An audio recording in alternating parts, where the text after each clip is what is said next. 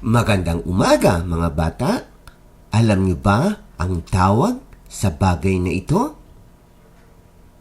Alam niyo rin ba kung anong letra nagsisimula ang kanyang pangalan? Yan ay pag-aaralan natin ngayon. Pero bago ang lahat, panoorin muna natin ang mga letters ng English alphabet.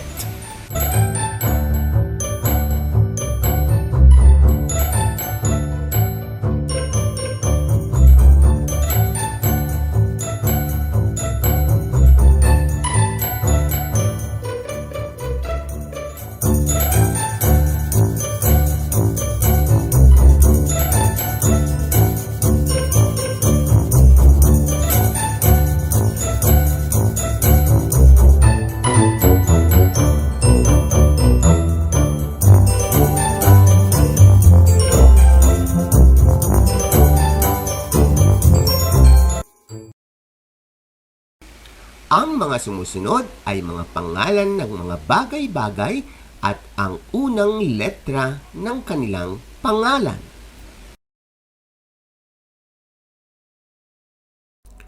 Langaw.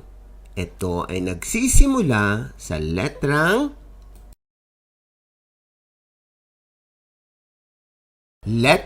L.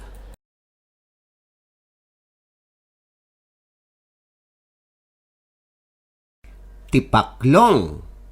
Ito ay nagsisimula sa letrang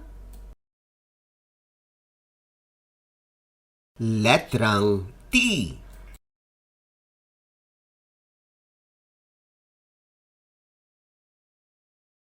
Gagamba. Ito ay nagsisimula sa letrang G.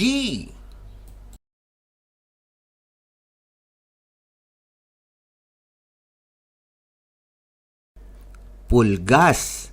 Ito ay nagsisimula sa letrang P.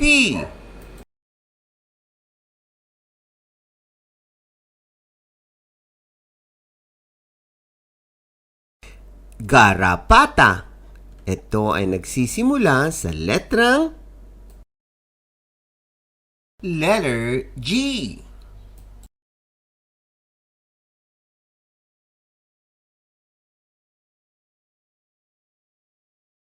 Bib. Ito ay nagsisimula sa letrang B.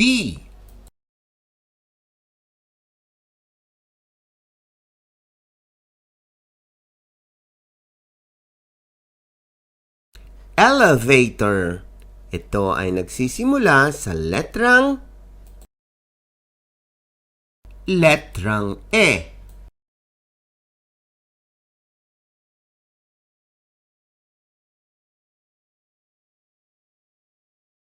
Egg beater. Ito ay nagsisimula sa letrang E.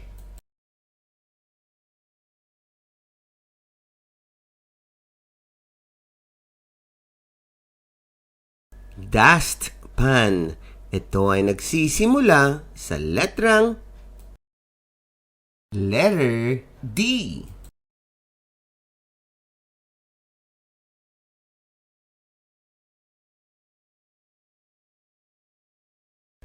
Tasa. Ito ay nagsisimula sa letrang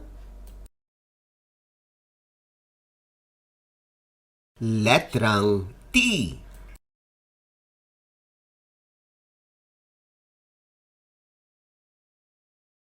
Mouse. Ito ay nagsisimula sa letrang M.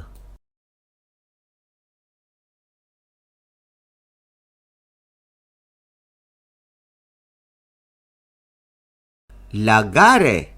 Ito ay nagsisimula sa letrang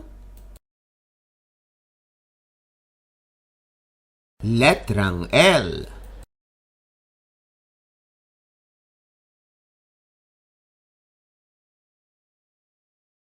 Electric fan. Ito ay nagsisimula sa letrang E.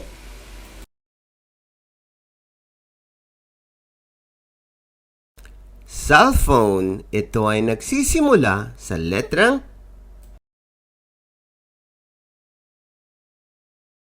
letter C.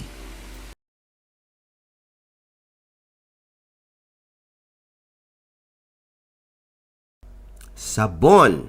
Ito ay nagsisimula sa letrang letter S.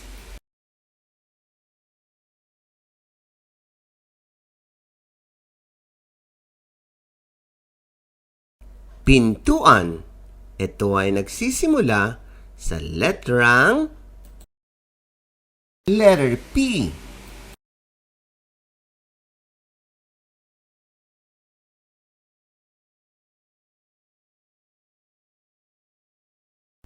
Kambing.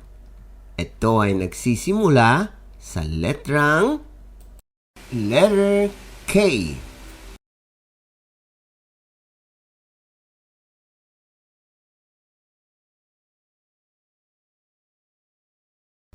Tupa. Ito ay nagsisimula sa letrang letter T.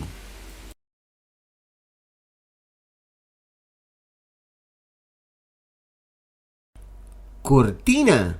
Ito ay nagsisimula sa letrang letter K.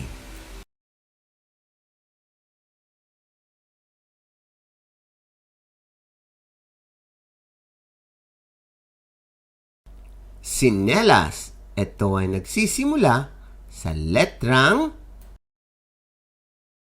letter S.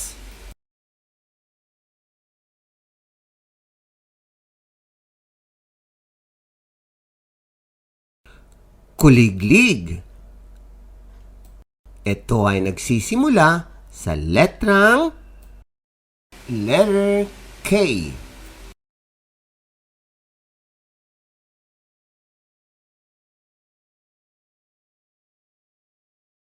Kalabaw.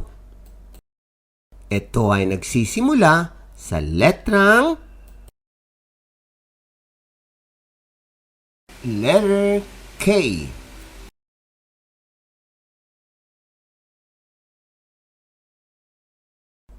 Palaka. Ito ay nagsisimula sa letrang letter P.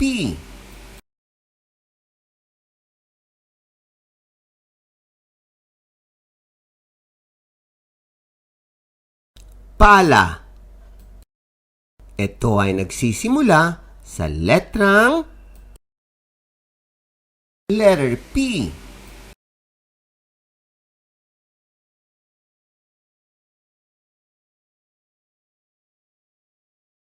Balde. Ito ay nagsisimula sa letrang letter B.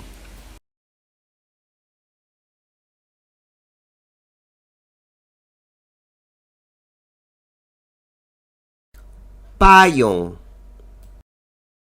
Ito ay nagsisimula sa letrang letter P.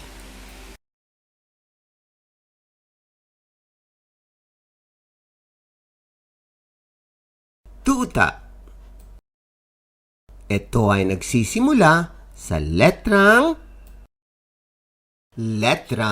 T.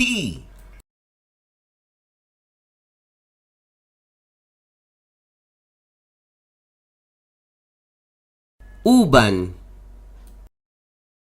Ito ay nagsisimula sa letrang U o kaya sa Ingles, letter U.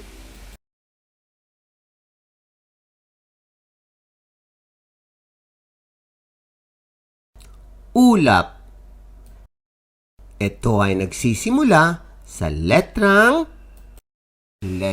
U o kaya sa Ingles, letter U.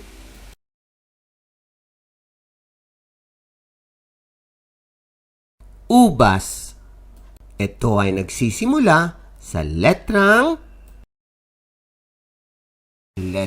U o kaya sa Ingles, letter U.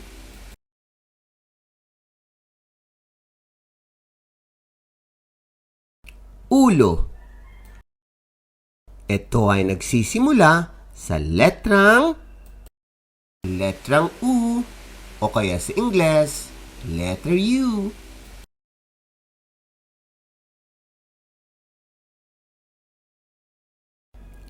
Anak. Ito ay nagsisimula sa letrang A o A sa Ingles.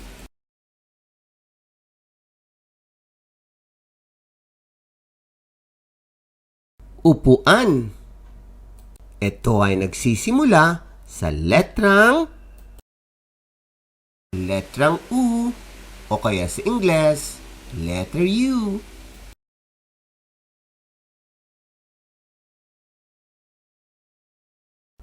Tainga. Ito ay nagsisimula sa letrang T.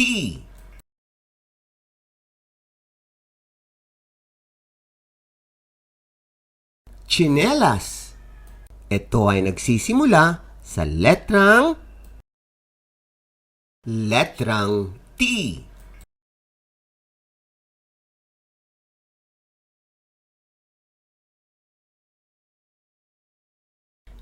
Tasa. Ito ay nagsisimula sa letrang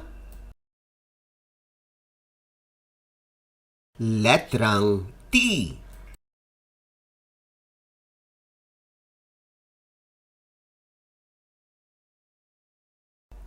Peso.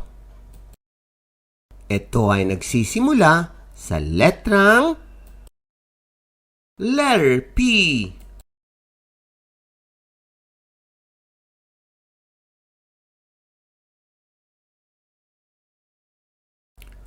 Rosas. Ito ay nagsisimula sa letter R.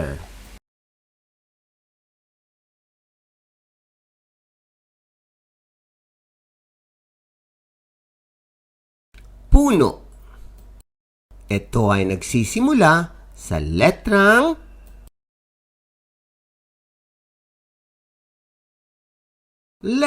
P.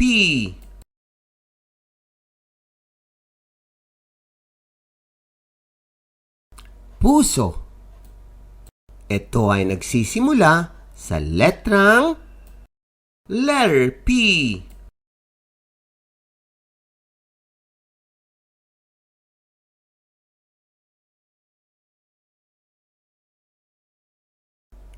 Bulaklak. Ito ay nagsisimula sa letrang B.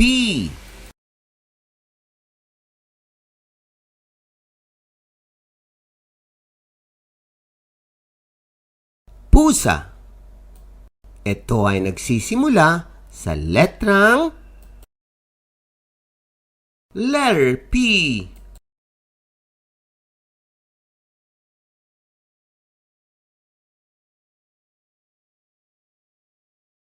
Sabon.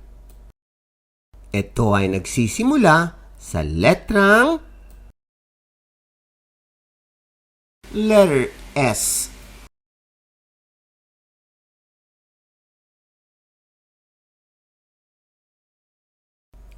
Usa.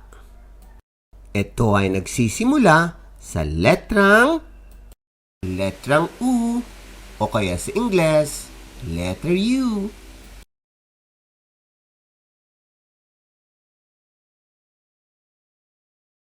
Dahon. Ito ay nagsisimula sa letrang D.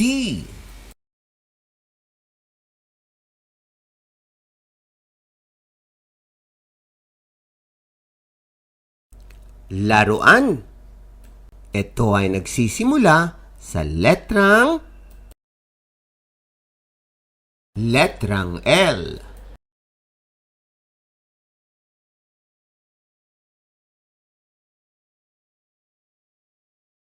Ngayong alam niyo na ang unang letra na kanilang mga pangalan, marunong na kaya kayong magbasa ng buong pangalan ng bawat isa? Yan ang pag-uusapan sa susunod na video.